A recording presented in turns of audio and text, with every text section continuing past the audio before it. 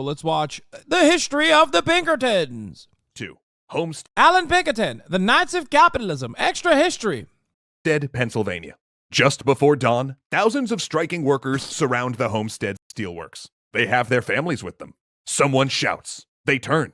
2 barges, loaded with 300 men of the Pinkerton National Detective Agency, float toward the riverbank. They've been hired by the chairman of the Carnegie Steel Company to disperse the striking workers, allowing the factory to reopen with non-union labor. The workers know exactly what to expect from the Pinkertons. They violently protected Western railroads from cult heroes like Jesse James, Butch Cassidy, and the Sundance Kid. They provided the damning but controversial evidence that sent non-union members to the gallows after the Haymarket Affair. And in Pennsylvania, Pinkertons had already been used as strikebreakers during the Great Railroad Strike of 1877, and snuffed out the secret society of Irish coal miners known as the Molly Maguires. These were the mercenaries of the oligarchy, the Knights of Capitalism, and they're carrying Winchester rifles.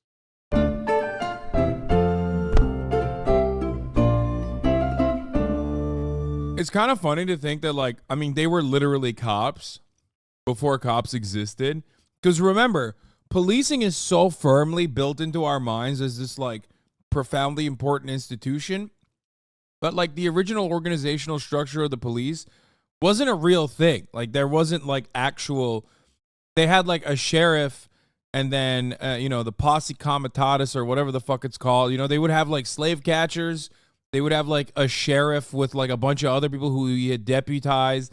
It was basically just, they didn't actually have, a national or federal or national or state level, formation for the most part. They had, marshals and stuff. But, they mostly had, bounty hunters, right?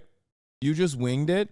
Isn't it, what is it called? Isn't it when you have a posse, there's, a term for it? Did I say it wrong? I don't know. But, yeah, they were the fucking, the first formation of the police, pretty much. While I finish my food.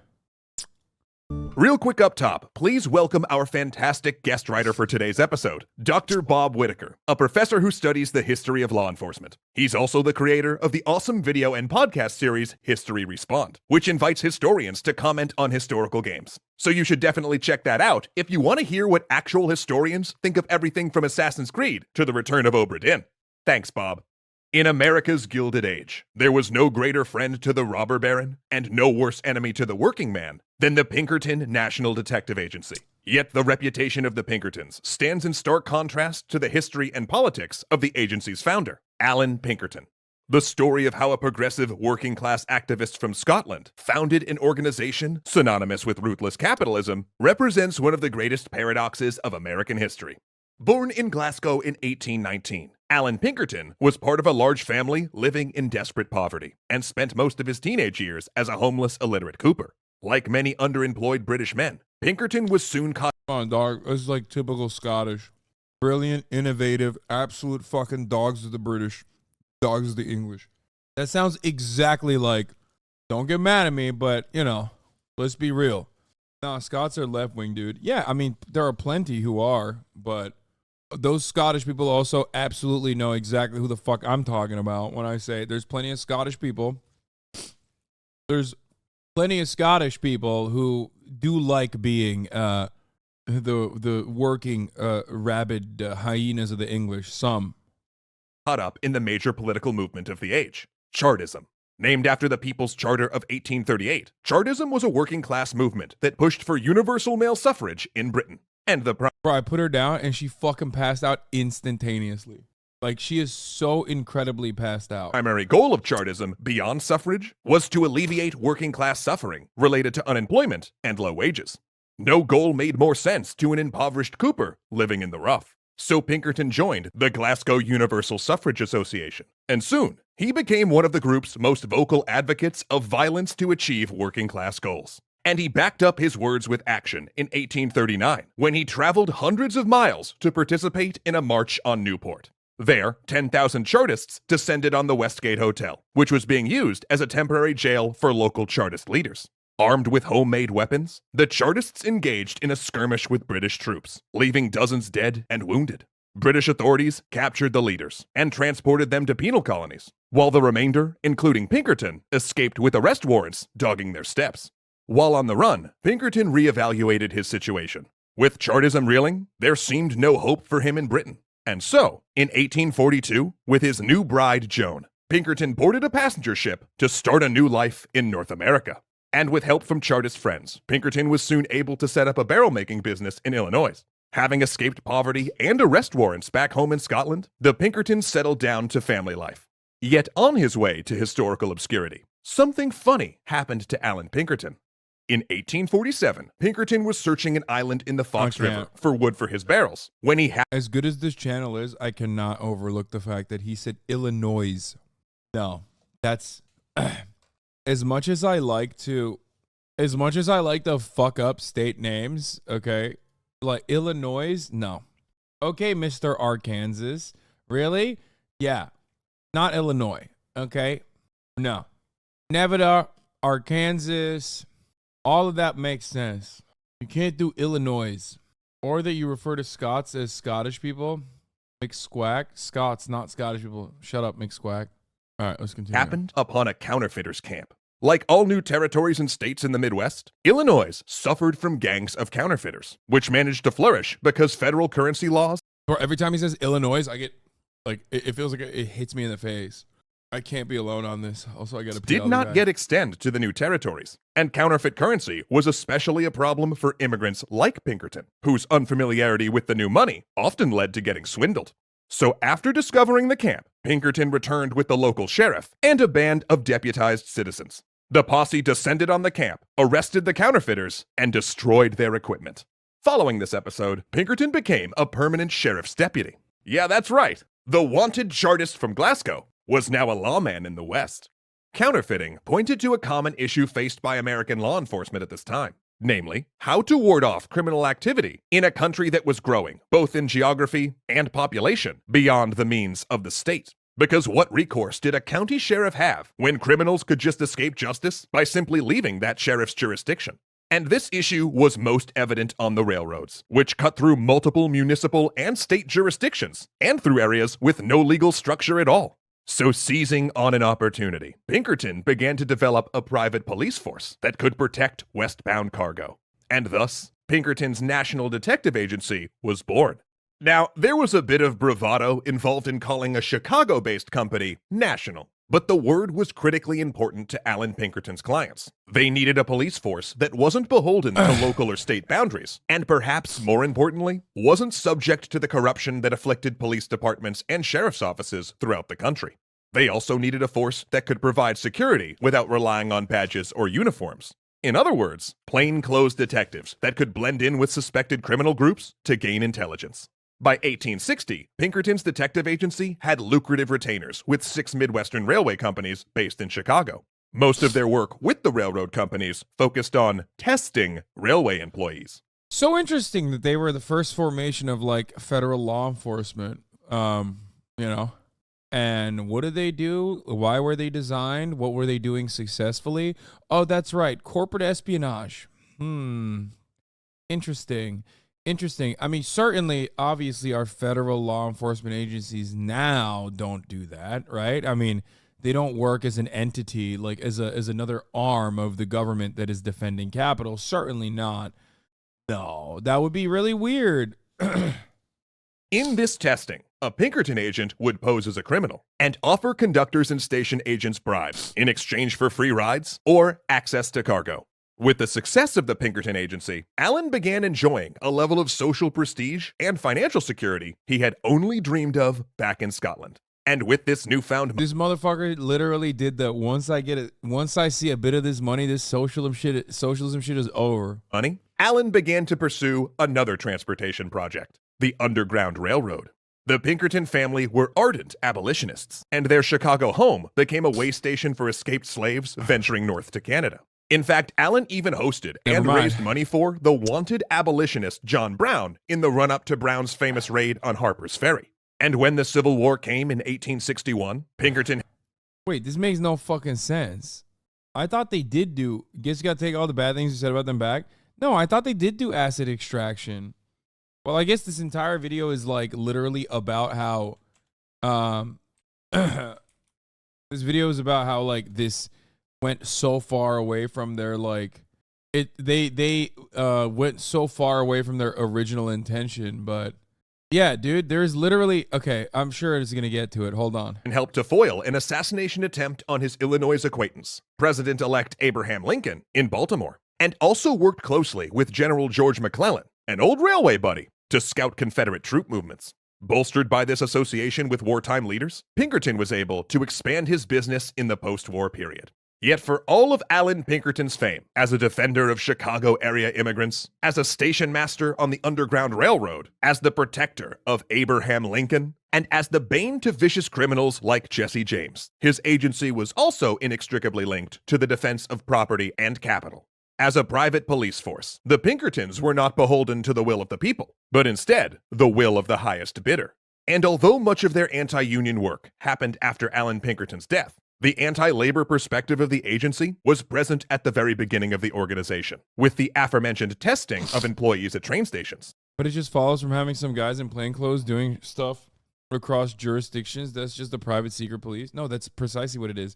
But it also predates like actual formations of the federal law enforcement agencies. So that's why I'm pretty sure that they literally did engage in slave patrols, but maybe I'm wrong. Like, am I misremembering that? Yeah, long before the Federal Bureau of Agency, maybe they were the long before there was a FBI, there was a Pinkerton National Detective Agency. The agency was established in the United States by a Scotsman, Allan Pinkerton. He was at the time the largest private law enforcement organization in the world. Historian Frank Moore writes, by the mid-1850s, a few businesses saw the need for greater control over their employees. Their solution was to sponsor a private detective system.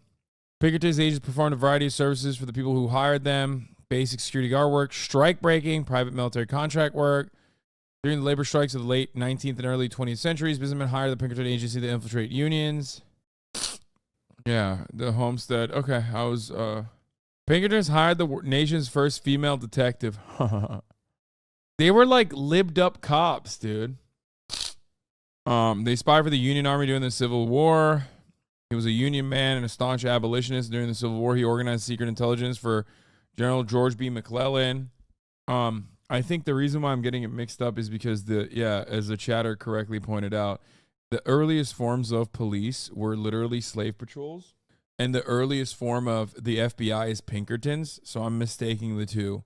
Now, obviously, the two, work hand in hand, but I think that's the reason why I was misremembering. Well, I didn't even know about them because Charlie said they were evil, but turns out they helped my people. I guess I was a she for this one. No, dude, what the fuck are you talking about? No, they are evil. What the fuck? Just because they were like, just because the main guy was a labor not a labor, sorry. Just because the fucking dude was like pro ending slavery doesn't mean that he wasn't a fucking shithead otherwise. The fuck are you talking about? They literally are the beginning of the FBI, okay? Do you know what the FBI has done to your people in contemporary history? The continuation of all the things that others did to your people? That's it. That's the whole point. No, you're being a sheep now. Anyway, he'd be like, yeah, let's free the formerly enslaved African people here so that we can fucking kill them when they try to unionize for a corporation that they now work for. They sent escaped slaves back over the Confederate lines to spy on the South while Pinkerton was the head of the security apparatus. That doesn't seem like a very nice thing to do. Okay, let's continue with this video. So given that anti-labor work was a feature of the agency, what did Allan Pinkerton, the former Chartist and poor immigrant laborer, make of this situation? Writing in 1878, Pinkerton argued that America's working class were negatively influenced by foreign political ideologies, namely anarchism and socialism. And through the strikes of these workers, Pinkerton contended the true working spirit of the honest laborer was being destroyed. For Pinkerton, the American worker didn't go about his betterment the right way, as though Allan himself wasn't motivated by similar ideologies when he stormed Westgate Hotel in 1839. And though Pinkerton himself may have become conveniently forgetful in his old age, the workers surrounding the Homestead Steelworks were all too aware. Oh, okay, thank God. Holy fuck, they're actually talking about it, luckily. Of who the Pinkertons were as they began to land. As the agents neared the factory, shots rang out. The strikers responded with everything they had. bullets, stones, burning oil, burning rail cars, and even shells from a cannon. And in the Battle of Homestead, the Pinkertons reaped the consequences of decades of labor abuse, false accusations, surveillance, and testing. They were overrun. And when the Pinkertons attempted to surrender, the strikers shot down their white flag. Eventually, Union leaders accepted the Pinkertons' surrender, with several dead on both sides. And as the Pinkertons laid down their arms and disembarked, they walked through a gauntlet of angry strikers, who beat and berated them as they moved from the river. That's Of awesome. the 300 Pinkertons who embarked that morning, 3 were dead, and the remaining 297 were injured, either from the battle or the gauntlet that followed. Although the Homestead strike ended in another labor defeat, it also tarnished the reputation of the Pinkerton Agency. In 1893, the U.S. Congress passed the Anti-Pinkerton Act, limiting the government's ability to hire private investigators or mercenaries. Although this law didn't apply to private corporations, it did give the federal government increased oversight. Yeah, they do like security management now, don't they? Check my log. It's about Pinkertons and unions today. Pinkertons haven't changed. Oil Capital Sheet Metal v. Sheet Metal Workers Local 270 show Pinkertons investigating assaults. I dealt with them as both assault and organizer for the Teamsters. Yeah, they still do corporate espionage. As a union man of 19 years, the son, grandson, nephew, and cousin of Teamsters, machinists, UAW, and electricians, a former Teamster organizer and assault and current machinist, I hope every Pinkerton shows self-love and remembers to kiss themselves before bed tonight. Yeah. I've never done this and won't do it again. Please check my logs. Pinkertons haven't changed. Oil Capital Sheet Metal v. Sheet Metal Workers Local 270 show Pinkertons investigating salts. Salt for those machinists. Is it not machinist? I don't fucking know how to say it. Listen, man, I'm a bougie, bi-coastal elitist motherfucker, okay? Over the activities of the Pinkertons and similar organizations. The agency was never the same. The story of Allan Pinkerton and his agency is a story that touches on so many important topics in 19th century America. Capitalism, immigration, industrialization, labor unrest, slavery, and ideology. And it's a tale that has echoes today in its warnings about the dangers of private policing.